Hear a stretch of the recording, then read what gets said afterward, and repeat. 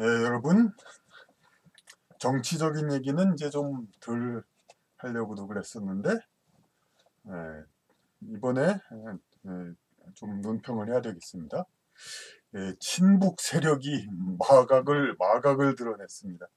마각을 드러냈다고 하면 흔히 마자 해가지고 뭐 요새 한글로만 쓰니까 뭐 마귀의 막 그런 것 같아서 아주 무시무시한 그 음모를 드러냈다 뭐 그런 식으로도 생각을 하는데, 이게 마각을 드러냈다 그냥 말의 다리 그 어떤 숨겨진 것을 드러냈다는 거죠. 그러면 이제 친북 세력이라고 하면 또 그냥 아주 그냥 뭐 이런 이쪽 흔히 뭐 국군이 뭐 그런 쪽에서 얘기하는 뭐 그거라고 또 어디서 그러겠죠. 그러니까 친북 세력이라고 말 했다고. 하지만 북한과 친하게 지내다는 것이 뭐가 나쁩니까? 응? 같은 민족이니까 당연히 그렇게 해야 되죠. 그런 쪽 인용을 한다 하더라도, 그러니까 그 자체는 나쁜 게 아니죠. 이제 친북 세력, 이제 더 이상 전쟁을 하지 말고 평화를 추구하는 세력. 이런 세력이 사실 좀 조바심이 탄 겁니다. 사실 이명박 박근혜 정권 당시에 국민이 모두가 그렇게 어려워서 못 살겠다, 도저히 못 살겠다. 그래서 그럼 뭐 시위가 일어나고 뭐 그런 겁니까? 그거 아닙니다, 사실. 어떤 이제 촛불 시위니 그런 것도 다 아는 얘기로는 분들 평으로는 그것이 뭐 어떤 아래로부터 민중으로부터 도저히 못 살겠다, 뭐 나라의 구조의 모순 때문에 못 살겠다, 그런 게 아니라 적어도 신문 기자라든지 어피니언 리더들, 그런 사람들이 상당히 좀 주동이 돼가지고, 물론 정치권의 어떤 영향이 있었고 그래가지고 그것을 합리화한 것이 이제 촛불 시위이고, 그리고 이제 음, 실제의 주도층은 어떤 조직력을 갖고 있는 사회의 어떤 주도층이라고 볼 수가 있죠. 하여튼 그건 그렇고, 그러니까 그걸 조바심을 낸 겁니다. 박근혜 정권이 까지 되니까 정말 이제 북한과 이제 완전히 척을 지고 이거 완전히 그냥 이제 영원한 적이 되고 정말 민족의 통일은 요원해지는 것이 아닌가, 이렇게 조바심이 나가지고, 좋다 나쁘다가 아닙니다. 그들 세력은 이제 민간 뭐 민생공고하고는 큰 관계 없이, 그래서 이제 도저히 못 안 되겠다 해가지고 이렇게 정부를 몰아내고 새로운 이제 친북 정부를 만든 겁니다. 이 친북이 나쁘다는 것이 아니라는 면에서. 그런데 그 정부의 어떤 주된 세력은 당연히 지금 이제 지금 세력은 이전에 참여정부, 물론 김대중 정부도 있었지만은 약간은 분화가 됐고, 좀 더 이제 핵심적인 이제 뜻을 맞는 사람들은 친노 쪽에서 참여정부 위주. 그리고 지금 아시다시피 참여정부의 인사들이 이제 여야 각 당의 요직을 다 이제 맡고 있지 않습니까? 그러니까 그런 이미 이명박 박근혜 정부의 인사들이라든지 그 밑에 그 전에 보수 정부는 뭐 말할 것도 없고 전부 적폐로 이제 얘기가 되다 보니까, 이제 국민적인 이미지가 다 안 좋고, 그러다 보니까, 그리고 다시 재기하는 인사들도 아직은 다 또 충분히 이미지가 안 돼 있고, 그러다 보니까 이제 이렇게 됐는데, 그저것도 어쨌든 나쁜 게 아니고 이렇게 됐습니다. 근데 참여정부 인사들이 전부 이렇게 장악을 했는데, 서로 이제 현재로서는 형식상 여당 야당이니까 무슨 긴장을 가지고 그러고 있습니다. 그런 경제 정책이라든지 그런 면에서 특히 그런 걸 긴장을 보이고 있는데, 그런데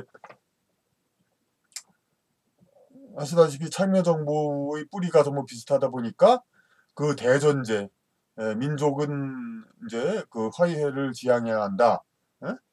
그런 이제 어떤 대립적인 구도에서는 벗어나야 한다. 이것은 나쁘게 말하는 것이 아니죠. 그러한 생각을 가진 분들이 이제 모든 정부에 각 당에 다 이제 포진해 있는 겁니다. 그러니까 그런 분들이 이제 어떤 영향력을 가지고 있고. 근데 참 뭐 조금 조롱적으로 얘기할 수 있는 거는, 아니 그래 자유한국당이 그래 그렇게 된다 하더라도 그럼 그렇게 생각한다고 얘기하면 되는 거지. 누차 얘기했지만 친북이 뭐가 나쁘냐, 그냥 북한과 저기 이제는 이제 싸우지 말고 화합을 추구하는 것이고 이거 뭐가 나쁘냐? 그럼 이제는 그렇게 생각 안 한다 이렇게 얘기하면 된 것이지. 뭐 과거의 그 박근혜 정부에 이명박 박근혜 정부에 망했던 것이 이유가 친북을 하지 못하고 북한과 적대 정책이 가장 주된 원인이었다. 아까 말씀대로 물론 맞긴 맞습니다. 그러니까 오피니언 리더라든지 사회 주도층 이런 쪽에서 도저히 이건 두고 볼 수 없다 해가지고 이제 일으킨 거라고 맞긴 맞습니다. 결과적으로는. 하지만은 이 여론조사로서 그랬다 하는 것이 마치 어떤 밑바닥 민중들 하루 먹고 하루 살고 그냥 그 경제적인 문제 그런 면 말고는 뭐 큰 생각을 안 하는 대다수 민중들이 마치 뭐 이 정부가 박근혜 정부가 북한과 틀어진 거 이것 때문에 도저히 이 정부를 지지 않았다. 그리고 그렇게 볼 수는 없는 거죠. 이제 그러니까 오히려 이제 그 자유한국당 쪽 인사들도 인터넷 보면은 아니 어떻게 이제 보수 정부 지지층들은 저기 국방력을 강화하는 걸 강조하는데 뭐 그게 어떻게 될 수 있냐 하고 막 코웃음 칠 일이다. 이제 도대체 뭐 용역을 어떻게 줬길래 그러냐 하는 비아냥을 하고 있는데 다 일리가 있고요. 그러니까 그런데 사실이 이게 참 이게 본질은 어떻게 정도 그 여론조사 자유한국당이 망한 이유가 아니 새누리당이 망한 이유가 반복 정책이었다. 북한과의 그것 때문에 이것이 어떤 근본적인 이유는 어느 정도 맞지만 이제 이것 때문에 뭐 국민이 선거로서 그냥 그런 건 아니죠. 그러니까 그 어떤 오피니언 리더들의 어떤 강력한 거부감 때문에 이렇게 박근혜 정부가 망하게 한 그 주된 동력은 맞는데 이것이 뭐 저기 뭐 마치 이것 때문에 국민이 거부한 것처럼 풀뿌리 민초 민중이 거부한 것처럼 이렇게 된 거는 이게 잘못된 거죠. 근데 다시 또 생각해 보면은 그 국민을 코너로 먼 건 있습니다. 북한과 차라리 그러니까 친북이라도 하지. 그러니까 물론 저 친북한다고 해서 당장에 생기는 건 없지만 그래도 뭔가 숨통이 트이는 비전은 보이잖아요. 그런데 그 박근혜 정부에서는 어떻게 했습니까? 이명박 정부도 그렇고 말년에 이명박 정부 말년에 과거 이제 상대적 진보 정부도 안 했던 상대적 친북 정부도 안 했던 그런 이제 그 독도 방문을 하면서 일본과 틀어지면서 일본은 더 이상 영향력 없으니까 이제는 일본 우리는 우습게 뭐 좋은 말로는 일본에 비위 안 맞추고 할 말은 하면 해도 된다 그런 뜻이겠지만은 나쁜 말로는 일본 이제 하고 마음대로 지내도 된다 이제 마음대로 그런 거죠. 그렇게 했고 아시다시피 또 박근혜 정부는 임기 초기에 위안부 문제로 상대적 다그 민주당 정부 때에도 그렇게 크게 문제시는 안 했는데 엄청나게 세계적인 문제를 일으키면서 2, 3년 동안 일본과 그냥 틀어져 가지고 그 반일 상황을 했죠. 둘 다 이명박 정부는 그러면서 그, 그 일본과는 이제 틀어져도 된다. 뭐 비위 맞출 거 없다. 뭐 그런 거죠. 그러면서 그 아랍하고 이제 뭐 친하고 아랍하고에서 경제 협력하면 된다. 뭐 이렇게 생각을 했죠. 박근혜 정부도 또 아랍 쪽하고 이제 해서 아랍이나 가라고 그렇게 얘기했고 아니 물론 아랍 가서 그런 것도 좋지만은 이 거리라든지 여러 개 문화적인 그런 면에서 우리 젊은이와 그 기회를 찾으려는 많은 사람들이 그렇게 뭐 이렇게 쉽게 그렇게 대안을 얘기할 수 있는 겁니까? 그래서 어쨌든 이제 우리 국민들의 구성상이 세계 어느 나라 민족도 다 마찬가지죠. 미국도 유럽과 가까운 사람들이 있고 아프리카와 가까운 사람들이 있고 우크라이나도 러시아와 가깝게 지내고 싶어하는 사람이 있고 서방 유럽하고 가깝게 지내고 싶어하는 사람이 있고 한국도 마찬가지로 친북, 친만주 뭐 그냥 그런 쪽으로 북쪽하고 가까워게 지내고 싶어하는 사람이 있고 또 일본이나 해양 쪽으로 가까이 지내고 싶어하는 사람이 있습니다. 상대적 보수 정권부라면은 이제 뭐 이념적인 보수를 제대로 한지는 뭐 접어두고 이렇게 그렇게 불리는 정부는 상대적으로 그러니까 친북은 덜하면서 그러니까 그 해양 지향적 그런 거 있습니다. 그런데 이명박근혜 이제 그렇게 불러버립니다. 정말 그 친미야 물론 뭐 그 특히 또 이 친미 정책이야 뭐 당연한 거죠. 예, 우리 안보와 그 태생이 그러니까 저기 6.25 이후 대한민국의 존재 그 자체가. 그런데 그 이명박근혜 정부는 마치 착각을 했으며 자기네가 그 상대적인 민주당 정부보다 더 친미인 것처럼. 예? 근데 그건 아니었죠. 그냥 민주당 정부도 굳건한 친미는 똑같이 유지하려고 하죠.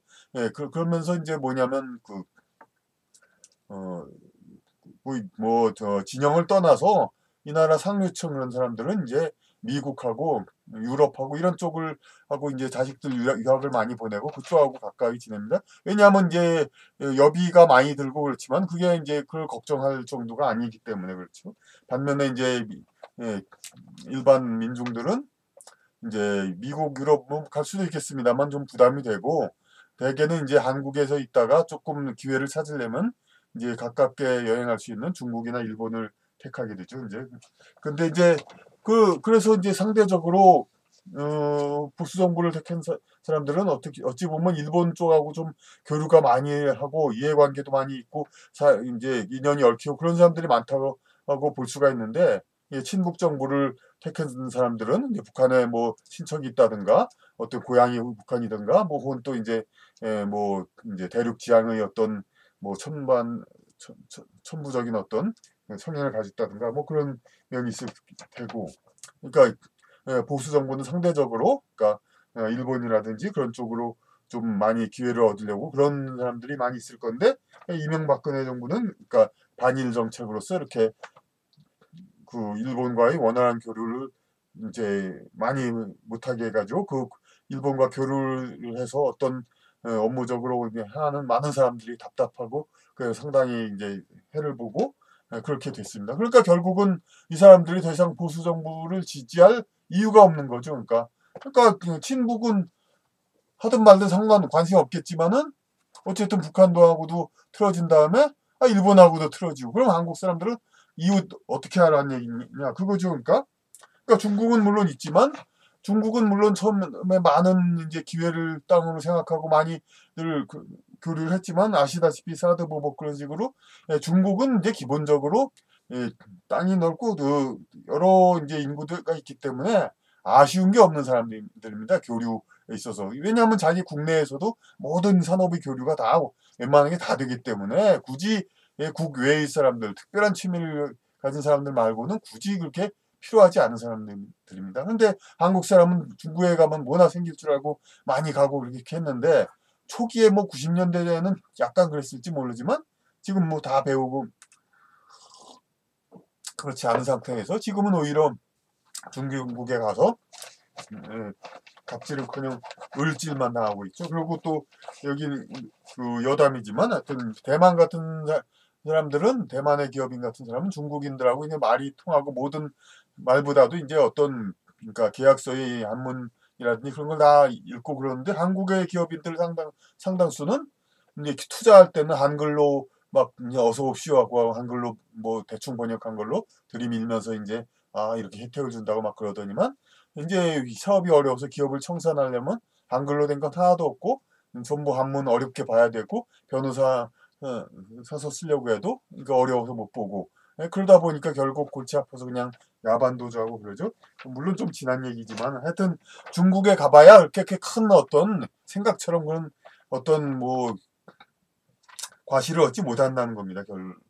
결과는. 그러니까 우리가 좀 가깝게 이렇게 큰 차이는 없이 지내면서 그나마 그 선진 문명을 가지면서 배우면서 그러면서 교류할 수 있는 좋은 마당이 일본인데 그쪽하고 그렇게 자꾸 이렇게 나라의 상류층 권력층 이렇게 자꾸 관계를 틀어지게 하려고 하지 못해 애를 쓰고 있으니 왜냐면은 나라 지도층 입장에서야 당연히 국민들이 이제 이웃 나라하고 막 너무 교류를 많이 하는 건 좀 기분이 좀 그런 거니까 입장 바꿔 생각하면 이해가 되죠. 이제 그러니까 이제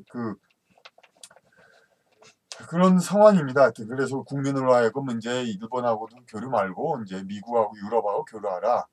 북한하고 물론 수국골통은 북한하고도 교류하지 말라. 그렇게 이른바 수국골통. 그렇게 하고 있죠. 하지만 또 이제 그 진보 좌파로 분류되는 사람, 실제 그렇든 말든 간에 그런 사람들은 이제 북한하고 교류하고 일본하고는 뭐 위안부 문제, 기타 등등 뭐 식민지 배상을 끝끝내 불꽃을 줘서 이제 관계를 좀 안 좋게 해야 그래야 이제 더 북한은 그 대륙 쪽으로 더 이제 우리가 지향을 하니까 자기네들이 더 유리하죠. 그러니까 대륙 지향적인 사람들이 그러도록 하기 위해서 이제 계속 그런 상태죠. 그러니까 좌파 정부가 아닌라고 하는 그런 정부로서는 적어도 이제 국민으로 하여금 그러니까 그 북한하고 이렇게 철저하게 이제 검증을 하고 이제 뭐 감상적인 그 포용으로 하지 않고 이렇게 깐깐히 나가겠다 하면 그 대안으로 상대적으로 일본하고도 좀 어떻게 숨통이 트이게 교류를 하고 그 적어도 그런 이제 여러 가지 그 문제점 같은 거를